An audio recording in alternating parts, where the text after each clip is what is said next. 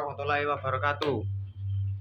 Yang saya hormati Bapak dan Ibu Guru dan teman-teman yang saya banggakan, pada kesempatan ini saya akan menyampaikan pidato tentang pentingnya menjaga kesehatan mental remaja.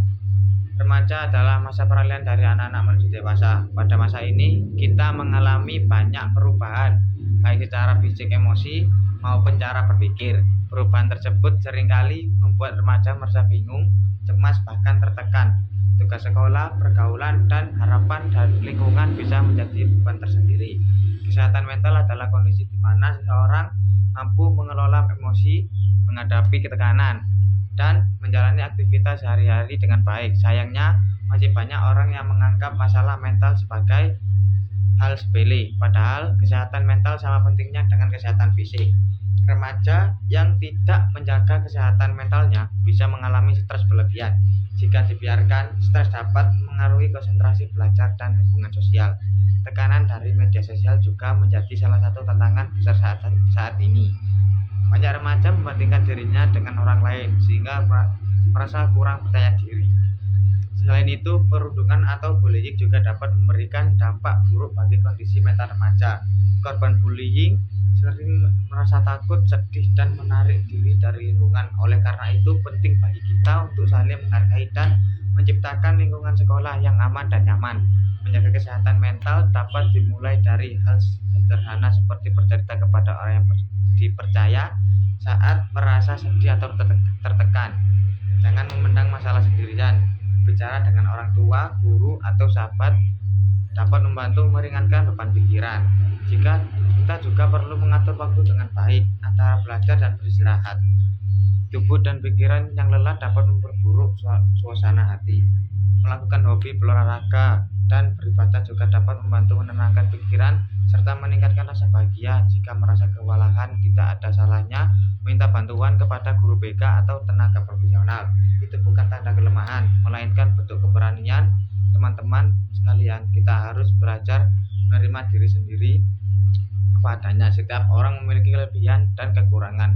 Jangan terlalu keras pada diri sendiri ketika mengalami kegagalan. Jadikan kegagalan sebagai pelajaran untuk menjadi lebih baik. Mari kita saling mendukung, bukan saling menjatuhkan. Kata-kata yang baik dapat menyembuhkan, sedangkan kata-kata kasar dapat melukai. Dengan menjaga kesehatan mental, kita akan lebih fokus belajar, lebih percaya diri, dan lebih siap menghadapi masa depan. Ingatlah bahwa perasaan sedih, marah, atau kecewa adalah hal yang wajar. Yang penting adalah bagaimana kita mengelolanya dengan cara yang sehat. Proses penyadaran dari diri ini tidak selalu mudah. Terkadang kita merasa tidak dimengerti, bahkan oleh orang-orang terdekat sekalipun.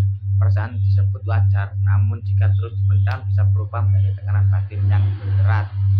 Kesehatan mental yang baik membuat kita mampu mengenali dan memahami emosi diri sendiri. Dengan mengenali emosi, kita bisa belajar mengendalikan amarah, mengatasi kesedihan, dan mengelola rasa kecewa. Remaja sering menghadapi tekanan akademik seperti penurunan nilai tinggi dan persaingan masuk sekolah atau perguruan tinggi favorit. Tekanan tersebut bisa memicu rasa takut gagal yang berlebihan, padahal kegagalan adalah bagian dari proses belajar. Kita harus mengubah pola pikir bahwa nilai bukan satu-satunya ukuran keberhasilan. Selain akademik, tekanan dalam pertemanan juga dapat mengaruhi kesehatan mental. Keinginan untuk diterima dalam kelompok terkadang membuat remaja melakukan hal yang sebenarnya tidak sesuai dengan diri. Oleh karena itu, penting untuk memiliki prinsip dan keberanian mengatakan tidak pada hal yang negatif. Media sosial juga memiliki pengaruh besar dalam kehidupan remaja saat ini. Melihat kehidupan orang lain yang tampak sempurna dapat membuat kita merasa kurang. Padahal, apa yang ditampilkan di media sosial belum tentu menggambarkan keadaan yang sebenarnya. Kita perlu bijak dalam menggunakan media sosial dan membatasi waktu penggunaannya. Jangan biarkan komentar negatif di dunia maya merusak rasa percaya diri kita. Selain itu, kurangnya komunikasi dalam keluarga juga dapat mengaruhi kondisi mental remaja. Hubungan yang hangat antara orang tua dan anak sangat membantu remaja merasa aman dan dihargai. Karena itu penting bagi kita untuk membangun komunikasi yang jujur dan terbuka di rumah. Teman-teman sekalian, Menjaga kesehatan mental juga berarti menjaga pola hidup sehat. Tidur yang cukup sangat penting untuk menjaga kestabilan emosi. Kurang tidur dapat membuat kita mudah marah, sulit fokus, dan cepat merasa lelah. Mengonsumsi makanan bergizi juga berpengaruh pada suasana hati dan energi kita.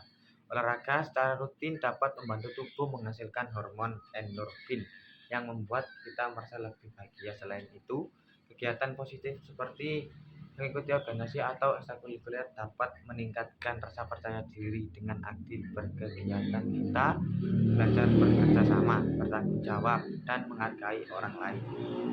Dan jika kita merasa sangat sedih, cemas, atau kehilangan semangat dalam waktu yang lama, jangan ragu mencari bantuan.